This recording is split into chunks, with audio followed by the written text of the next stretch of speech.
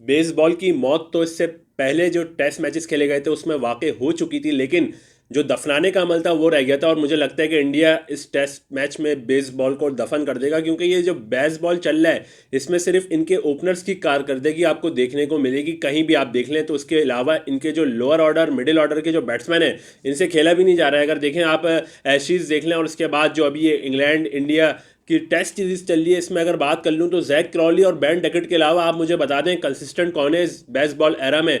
जोए root की सिर्फ एक सेंचुरी आपको पूरी टेस्ट सीरीज में नजर आती है, और उसके बाद ऑली पॉप के मौजाना तौर पे उसको कह सकते हैं आप 196 रन पहले टेस्ट मैच में, जिसने इंग्लैंड को इस टूर पे वाहिद जीत दिलवाई। और उसके बाद इंग्लैंड इतना चौड़ा हो गया कि भाई जिस तरह ये यहाँ आप कह सकते हैं कि झंडे गाड़ के चला जाएगा इंडिया में। लेकिन उसके बाद जो फिर हशर हुआ है और सबने देखा, और आज जिस तरीके की इन्होंने टॉस जीत के बैटिंग किया, मुझे इस पर थोड़ा सरप्राइज तो हूँ मैं। लेकिन एक तरीके से आप कह सकते हैं कि इंडिया में इतनी कंडीशंस जो है वो वाली नहीं होती जिस तरह हम लोग सीना कंट्रीज में देखा करते हैं कि टॉस जीत के लोग बॉलिंग कर लेते हैं। लेकिन वहाँ देखें तो जिस तरह टॉस जीत के आपने बैटिंग भी करी, और पहला घंटा में अगर आपको कहूँ फास्ट बॉलर्स के कॉलम में दिख रही हैं 0 विकेट्स, लेकिन सबसे अगर बात जो है वो मैच देखा हो अगर तो उसमें देखें जिस तरीके की बॉलिंग जसप्रीत बुमराह मोहम्मद सिराज ने करी है पहले घंटे की अगर बॉलिंग देख ले तो बहुत अनलकी रहे कि उनको विकेट नहीं मिली। जिस तरीके की इन स्विंग बैंड डगेट के तो पाँव हिले ही नहीं जा रहे थे जसप्रीत बुमराह के सामने अगर हम देख लें, और मोहम्मद सिराज के आउट स्विंग से भी जैक क्रॉली बड़े परेशान थे। फिर उन्होंने इन स्विंग डाली जिसपे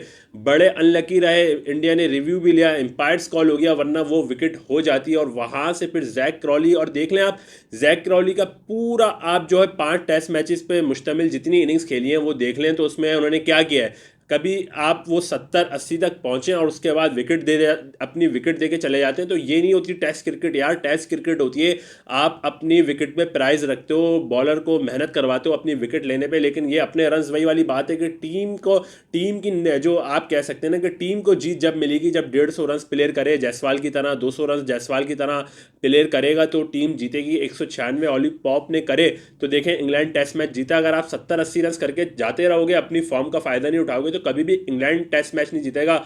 आपका स्कोर कार्ड अच्छा हो जाएगा। और मेरे ख्याल से सेकंड मोस्ट रन्स हैं अगर जैक क्रॉली को मैं देखूं, मैंने स्टैट्स चेक नहीं करें, आप लोग चेक करिएगा, तो मेरे ख्याल से सेकंड मोस्ट रन्स होंगे इनके जैक क्रॉली के, क्योंकि तकरीबन हर इनिंग में इन्होंने 50 तो लगाया हुआ है इस सीरीज में, कभी 40 भी लगाया। तो ये इस तरीके की फॉर्म में थे और फ़ायदा नहीं उठा सके। और पूरा मिडिल ऑर्डर, मैंने जॉनी बेयरस्टो की लास्ट वीडियो में बात कर ली थी कि बहुत ही आप कह सकते हैं खुशकिस्मत इंसान है, इंग्लैंड में टैलेंट ही नहीं है, क्योंकि ये बंदा भी जब 100 टेस्ट मैचेस खेल जाए तो आप सोच सकते हैं कि किस कैलिबर का जब इंग्लैंड की क्रिकेट किधर जा रही है। और यहाँ रविचंद्रन अश्विन 100 टेस्ट मैचेस खेल रहा है तो क्वालिटी का आपको अंदाजा हो रहा है कि कितना बड़ा फुकदान है। क्वालिटी की बात करूं कितना बड़ा गैप क्रिएट हो गया है। इंग्लैंड क्रिकेट देख लें, इंडिया क्रिकेट देख लें कि रविचंद्रन अश्विन 100 टेस्ट मैचेस खेलते हैं और जॉनी बेयरस्टो किस क्वालिटी के प्लेयर हैं वो भी 100 टेस्ट मैचेस खेल जाते हैं इंग्लैंड से। तो ये फर्क है। क्रिकेटिंग आप एबिलिटीज की बात करें, क्रिकेटिंग स्किल्स की बात करें तो बहुत इंडिया आपको आगे नजर आता है। और उसमें तो फास्ट बॉलर्स की अगर आपको विकेट नहीं दिख रही तो वो बॉलर्स का कोई कसूर नहीं है, मेरे हिसाब से लकी था।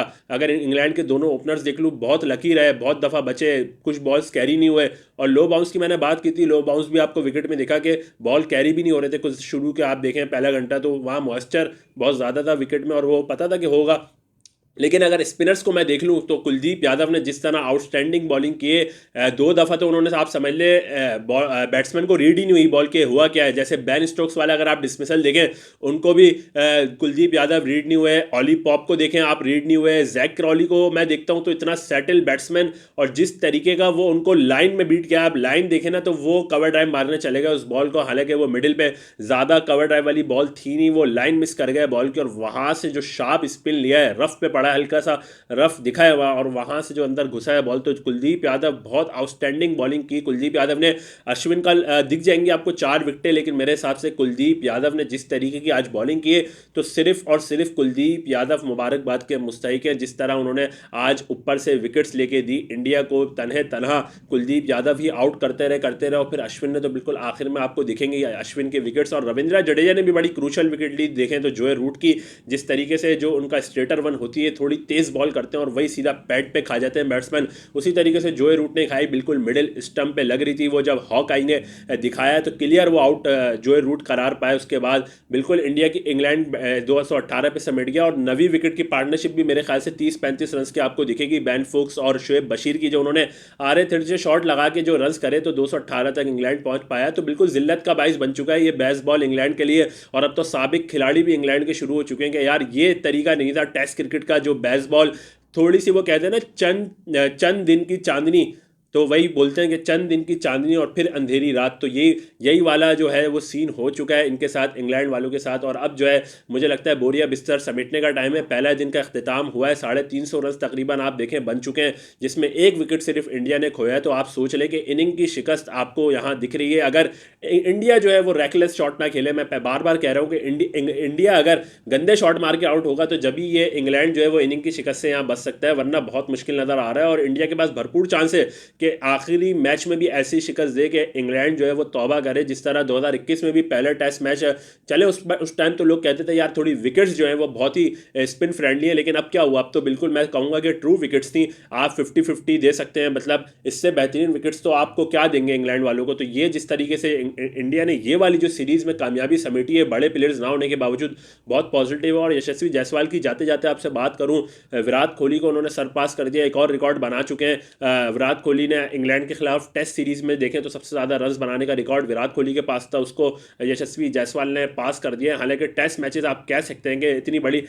जो है 5 टेस्ट मैचेस मिले यशस्वी जायसवाल को, लेकिन उन्होंने बड़ा कारनामा अंजाम दिया और तीनों फॉर्मेट का एक उभरता हुआ खिलाड़ी आप कह सकते हैं। उभरता हुआ तो नहीं, अब तो टीम में तकरीबन हर फॉर्मेट में जगह बना चुका है यशस्वी जायसवाल। तो एक ये बहुत बड़ा आप कहते हैं कि हीरा मिल चुका है। मुझे लगता है कि यशस्वी जायसवाल जो रेंज है इनके पास, और जिस तरह शोएब बशीर को आज चार्ज किया है, 8 बाउंड्रीज मारी हैं, 8 की 8 शोएब बशीर को मारी है, 5 चौके 3 छक्के शोएब बशीर आप देख लें तो शोएब बशीर ने इनसे खाया। और शोएब बशीर ने भी फिर आप देखें दो शॉट लेंथ पे बॉल की, उसको कट मारा यशस्वी जायसवाल ने, फिर आगे करी तो स्वीप मारा। और फिर यशस्वी जायसवाल शायद समझ रहे थे कि आगे ही बॉल होगी, लेकिन आगे होती नहीं है बॉल, और वो थोड़ी सी लेंथ खींचते हैं यशस्वी जायसवाल, स्टंप हो जाते हैं। तो बहुत चार्ज करने चलेगा टेस्ट क्रिकेट में, थोड़ा सा आप थोड़ी सी रिस्पेक्ट देनी चाहिए थी, लेकिन शोएब बशीर को बिल्कुल नहीं बख्शा। आज देखें 5 चौके 3 छक्के मारे उनको, और जितनी इकोनॉमी से शोएब बशीर रन दे रहे थे, मेरे ख्याल से एक टाइम पे 7.5 रन के फी ओवर जो है वो शोएब बशीर ने दिए। और यशस्वी जायसवाल ने तो मारा ही सिर्फ देखें तो सिर्फ शोएब बशीर को है। तो कोई खाल लगती है मुझे, कुछ लगता है कि कोई पहले की कुछ आप कह सकते हैं कि दोनों में कशमकश है कि जिस तरह बदला उतारा है यशस्वी जायसवाल ने। आज की इनिंग में देखूं तो बहुत मारा है, इतना मारा है कि 5 चौके 3 छक्के एक ही बॉलर को आप मार दो, सारा कॉन्फिडेंस तो खत्म कर दिया शोएब बशीर का। और फिर शोएब बशीर ने आउट करके एग्रेशन ऐसा दिखाया जैसे बहुत ही कुछ आपने ऐसी कोई आउट कर दिया हो कि मतलब 0 पे आउट कर दिया या इंग्लैंड टेस्ट मैच जीतने वाला है। लेकिन ये खिलाड़ियों को देखना होगा, पीएसएल में भी लोग यही कर रहे हैं, एक एक कैच पे लोग इस तरीके के जेस्चर दे रहे हैं जैसे टीम उनकी जीत गई हो। तो ये चीज़ें खिलाड़ियों को कंट्रोल करनी होती है कि आप एक्शन भी जब दो जब आपकी टीम जीत रही हो, टीम नीचे लगी हुई है और आप इस तरीके के एक्शन दे रहे हो, जैसे बहुत बड़ा कारनामा शोएब बशीर ने कर दिया हो। तो अब देखना है कि इंडिया कितना जल्दी इस टेस्ट मैच को ख़त्म करता है, क्योंकि मैं बात कर रहा हूँ इसलिए कि पहले दिन की विकेट थी और उसमें इंग्लैंड 218 पे निमट गया है। यहाँ तो आप सोचें दूसरे दिन तो अभी शुरू होगा और वहाँ तो फिर बैटिंग थोड़ी और अच्छी आपको देखने को मिल सकती है, विकेट अच्छा होता है। तो ये देखना है कि अब किस तरह इंग्लैंड इंडिया को आउट करता है, बहुत मुश्किल नज़र आ रहा है और मुझे लग रहा है 4-1 यहाँ होने वाला है। तो फिर आपके साथ मिलते हैं नेक्स्ट वीडियो में, जब तक देखते रहिए द क्रिकेट डगआउट। अल्लाह हाफिज़।